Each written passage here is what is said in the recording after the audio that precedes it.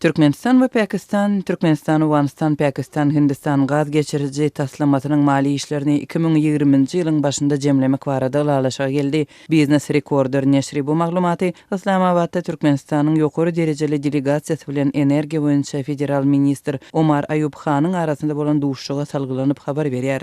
Bu maglumat top gaz geçiricisiniň Pakistandan Hindistana çenli çekilmeli bölегiniň barlyk işlerinde düýpli kanun bozulmalaryna ýol berilenligi hakynda Pakistan metbuatynda çykan maglumatyň ýa-ni peýda boldy. 2-nji sentýabrda Pakistanyň The Express Tribune neşri top gaz geçiricisiniň Pakistanyň Multan regionundan Hindistanyň serhedine çenli çekilmeli 200 kilometrlik böleginiň ilidar barlyk işlerinde düýpli kanun bozulmalara ýol berilenligini habar berdi. Business Recordynyň o diýen anyklaşdyrman beren maglumatyna görä ýakynda Pakistan paýtagtynda guralan duşuşyk mahalynda taslamanyň geljek ykbaly ara alynıp maslahatlaşyldy. Duşuşyga Türkmen tarapyndan Top gaz geçirici kompaniýasynyň direktorlar geňeşiniň başlygy Muhammed Murat Amanow, Türkmenistanyň ilçesi Atajan Mevlamow we taslamanyň Pakistan bölüminiň menejeri Batyr Berdiýew gatnaşdy. Türkmen tarapy köp milliard dollarlyk geçirjeginiň maliýeleşdirilmegi we sowdaty boýunça düýpli öňe güdüşlügin gazanylandygyny aýtdy diýip habarda aýdylýar.